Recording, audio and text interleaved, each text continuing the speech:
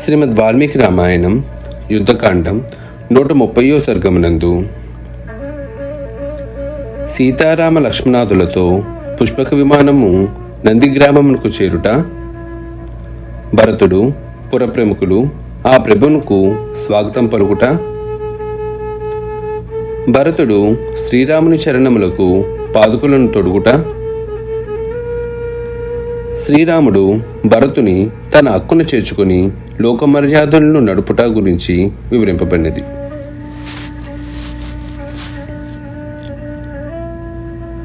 సత్యపరాక్రముడు శత్రు సంహార దక్షుడు అయిన భరతుడు ఆనందదాయకములైన హనుమంతుడు పలికిన శుభవచనములను విన్న వెంటనే సంతోషంతోనున్న శత్రుఘ్నుని ఇట్లు ఆదేశించెను.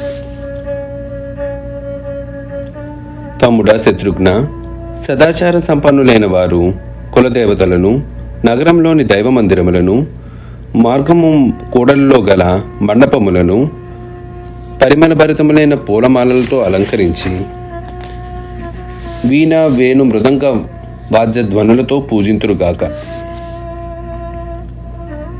స్తుతులను పురాణములను బాగుగా ఎరిగిన సూతులు అట్లే వందిమాగదులు వీణావేణు మృదంగాది వాద్యముల్లో ఆరితేరిన వారు దేవదాసీలు మొదలగు వారందరూ సామూహికంగా చంద్రుని వలె ఆహ్లాదకరమైన వదనము గల శ్రీరాముని దర్శించుటకై బయలుదేరుదురుగాక.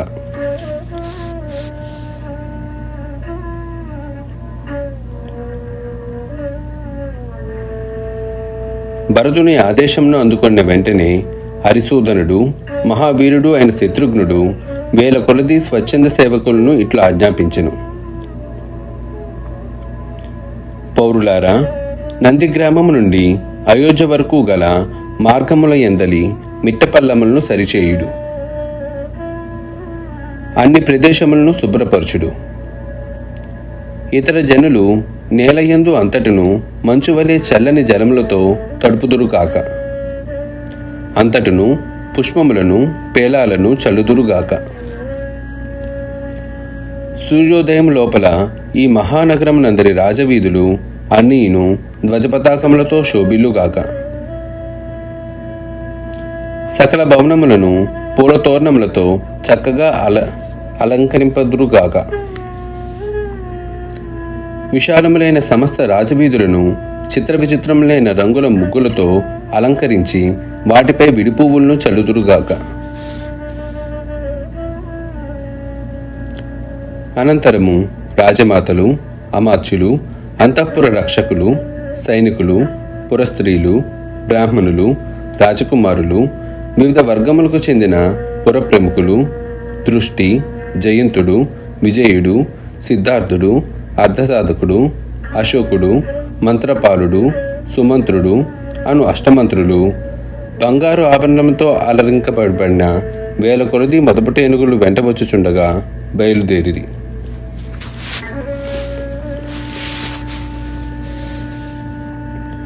అట్లే ప్రముఖ రధికులు, ఆంతరంగికులు ఆడు ఏనుగులతో కూడిన మొదటి ఏనుగులను, అశ్వములను, రథములను ఎక్కి బయలుదేరిరి.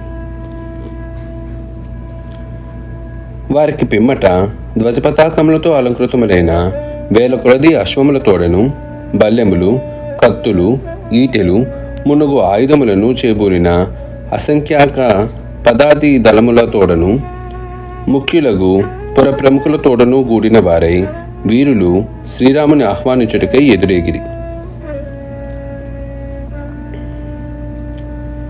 సుమిత్ర, కైకేయి మొదలగు దశరథ మహారాజు యొక్క పత్నులు కౌసల్యాదేవిని అనుసరించుచు పలకీలలో నందిగ్రామమునకు చేరిరి.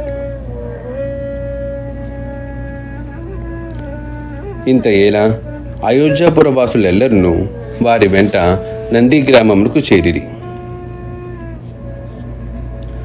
గుర్రముని యొక్క గిట్టల చప్పులతో, రథచక్రపుటంచుల సవ్వడులతో, శంఖదుందుభి నాదములతో భూమి కంపించినట్లు అయ్యెను.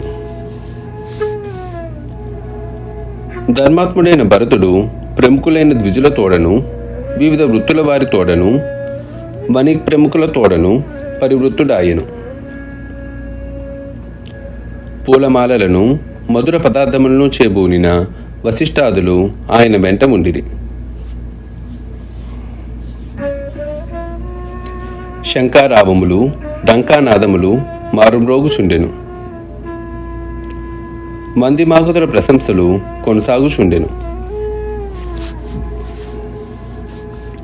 ఉపవాసములచే కృషించి దైన్యముతోనున్నవాడు, నారచీరలను ధరించినవాడు, ధర్మకోవిదుడు, మహాత్ముడు అన్నయ్యకు శ్రీరామచంద్రుని శుభాగమనముకు మిగుల సంతుష్టుడై ఉన్నవాడు అయిన భరతుడు ఆ స్వామి పాదుకలను శిరమును దాల్చి మంత్రులతో కూడి ఆ రఘురామునకు స్వాగతం పలుకుటకై బయలుదేరును.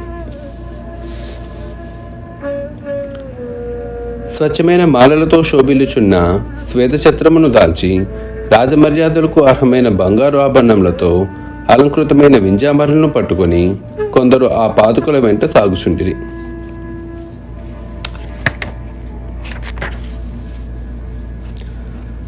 కపివర, వానరులకు సహజమైన చిత్తచాంచల్యం నీకు లేదు కదా?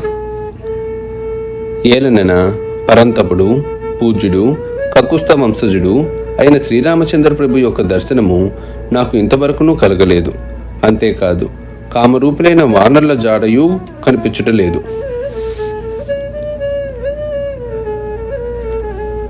భరతుడు ఇట్లు పలికిన పిమ్మట హనుమంతుడు సత్యసంధుడైన ఆ మహాత్మునకు రామదర్శన విలంబనం గూర్చి వివరించుచు ఇట్లు పలికెను.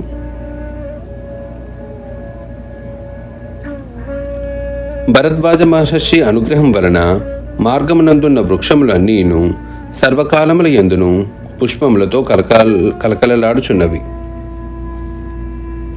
అవి మధువులను స్రవించు ఫలములతో నిండియున్నవి. వాటి మకరందములను ఆస్వాదించి మత్తెల్లిన తుమ్మెదలు జుంకారములు చేయుచున్నవి. ఆ వృక్ష ఫలములతో వానరులు తమ ఆకలి దప్పులను తీర్చుకొనుచు ఆనందించుచున్నారు. పరంతప, ఇంద్రుడును శ్రీరామునకు ఇట్టి వరము ఇచ్చియుండెను. భరద్వాజ మహర్షియు శ్రీరామచంద్ర ప్రభువునకు ఆయన సైన్య పరివారములకు షడ్రశోపేతమైన ఆతిథ్యమును ఇచ్చియున్నాడు. ఇదిగో, సంతుష్టులై ఉన్న వానరుల యొక్క కోలాహల ధ్వనులు ఇక్కడికి వినిపించుచున్నవి. దీనిని బట్టి వారు గోమతీ నదిని దాడుచున్నట్లు నాకు అనిపించుచున్నది. వాలుకీ నది సమీపమున జారుచున్న పుప్పుళ్ల వర్షమును గమనింపుము. దీనిని బట్టి కపివరులు రమ్యమైన సాలవనమునందరి వృక్షశాఖలను అటూనిటూ కదిలించుచున్నట్లు ఉన్నది.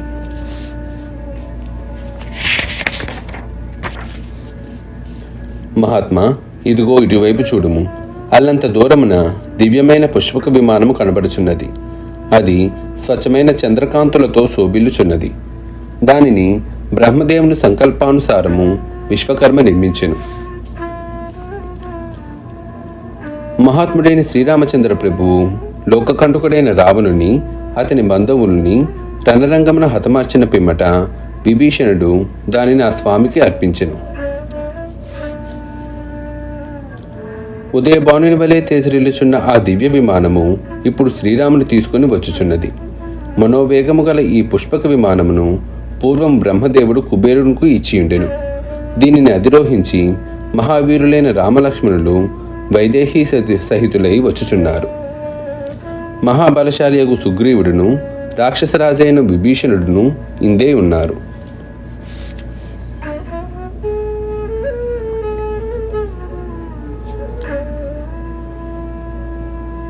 హనుమంతుడు ఇట్లు పలుకుచుండగానే అతడు చేరియున్న స్త్రీలు, బాలురు, యువకులు, వృద్ధులు అందరును ఇదిగో శ్రీరామచంద్ర ప్రభు వచ్చుచున్నాడు అనుచు సంతోషముతో చేసిన కోలాహల ధ్వనులు మిన్నుమట్టెను. రథములలో, ఏనుగులపై, గుర్రముల మీద ఉన్న వారందరూ రామదర్శన కుతూహలముతో వాటిపై నుండి దిగిరి.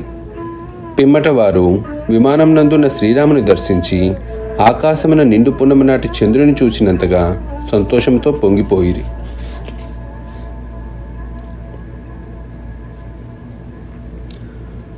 అంతట భరతుడు విమానస్థుడై ఉన్న శ్రీరాముని వైపు చూచుచు పరమానంద భరితుడై ప్రాంజలి అయి స్వాగతపూర్వకముగా ఆ స్వామికి విద్యుక్త పూజలను ఆచరించెను.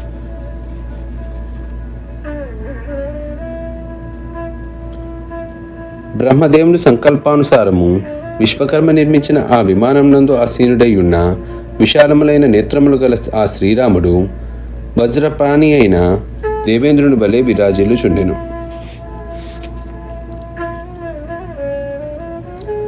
అప్పుడు విమానమున పైభాగంన అధిష్ఠించి ఉన్న అగ్రజుడగు శ్రీరాముని చూచినంతనే భరతుడు మేరు పర్వత శిఖరమున ఉదయించుచున్న భాస్కరుని వలె వినయపూర్వకముగా ఆ ప్రభువునకు ప్రణమిల్లెను.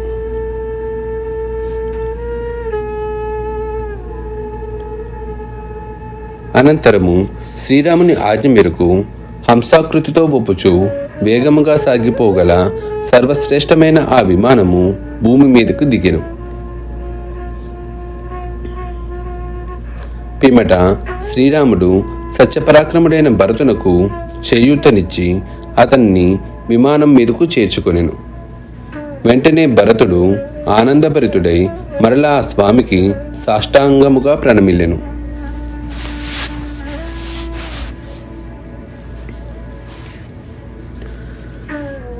చాలా కాలమునకు పిమ్మట తనను కలుసుకున్న భరతుని లేవనెత్తి శ్రీరాముడు అతన్ని తన ఒడిలోకి తీసుకుని సంతోషముతో అక్కును చేర్చుకొనెను.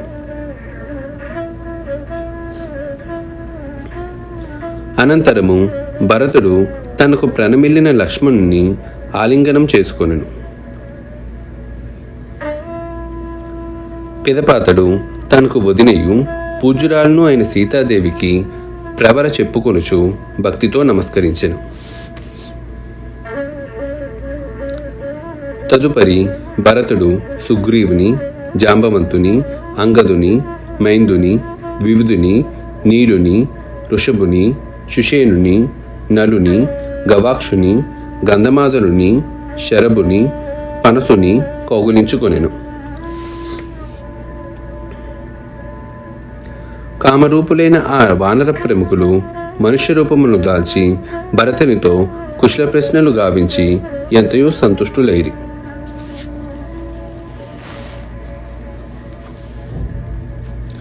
తదనంతరము మహా తేజస్వియు ధర్మనిరతుల్లో శ్రేష్ఠుడును రాజకుమారుడు అయిన భరతుడు వానరులకు ప్రభువైన సుగ్రీవుని హృదయములకు హత్తుకొని ఆయనతో ఇట్లనెను. సుగ్రీవ, ఆత్మీయతతో ఆదుకొనుట మిత్ర లక్షణము, అపకారమనొచ్చుట శత్రు స్వభావము. ఇంతవరకును సౌహార్దంతో తోడ్పడిన నీవు మాకు సోదరుడువే. నేటి నుండి మనము 5గురము సోదరులము. పిమ్మట భరతుడు విభీషణుతో, ఆర్య, మా అదృష్టం కొలది నీ సహాయము లభించడంతో మా అన్న దుష్కరమైన కార్యమును సాధింపగలిగెను అని సాదరముగా పలికెను. తదుపరి శత్రుఘ్నుడును వినయంతో సీతారామ లక్ష్మణులకు పాదాభివందనం ఆచరించెను.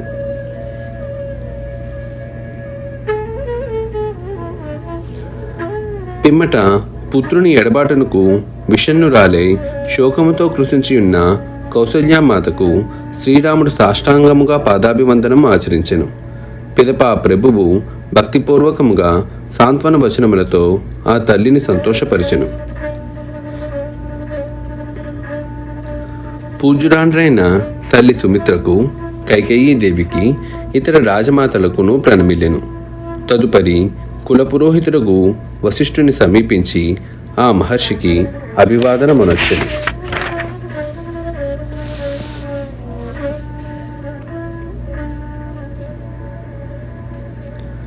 అంతటా పౌరులందరూ చేతులు జోడించి, మహాబాహు కౌసల్యానందవర్ధన, నీకు స్వాగతము, నీ ఆగమనము శుభప్రదము అని పలికిరి. వికసించిన పద్మముల వలె శోభిల్లుచున్న ఆ నగర జనుల యొక్క వేల కొలది దోసిళ్లను వాత్సల్యముతో తిలకించి ఆ స్వామి సాదరముగా వారిని అభినందించెను.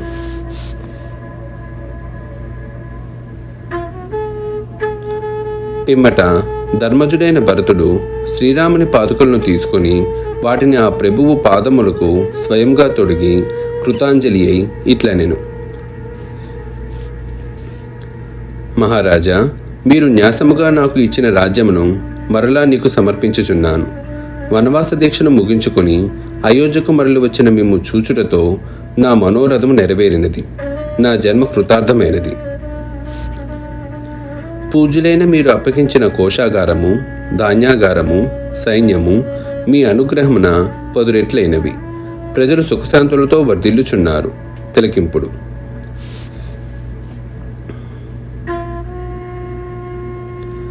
నిండారిన సోదర ప్రేమతో అట్లు పలుకుచున్న భరతుని గాంచి వానర వీరుల యొక్క రాక్షసరాజైన విభీషణుని యొక్క నేత్రములు ఆనందాశ్రువులతో నిండెను. అంతట రఘురాముడు సంతోషముతో భరతుని తన యొడిలో చేర్చుకుని సపరివారముగా భరతుని ఆశ్రమమునకు బయలుదేరెను.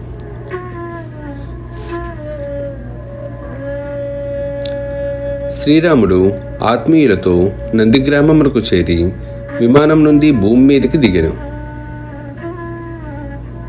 పిదప ప్రభువు, పుష్పకమా, నీవింకా కుబేరుని కడకేగి ఆయన్ని సేవింపుము, నీవు వెల్లుడికై నేను అనుమతించుచున్నాను అని శ్రేష్టమైన ఆ విమానమును ఆదేశించెను. శ్రీరాముని ఆజ్ఞ మేరకు ఆ దివ్య విమానము ఉత్తర దిశగా పయనించి కుబేరుని భవనమునకు చేరెను.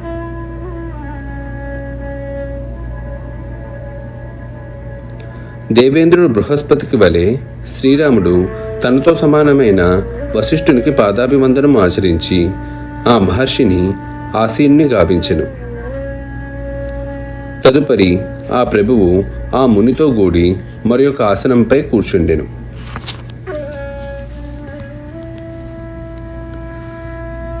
వాల్మీకి మహర్షి విరచితమై ఆదికావ్యమైన శ్రీమద్ రామాయణం నందలి యుద్ధకాండమునందు 130వ సర్గము సమాప్తము.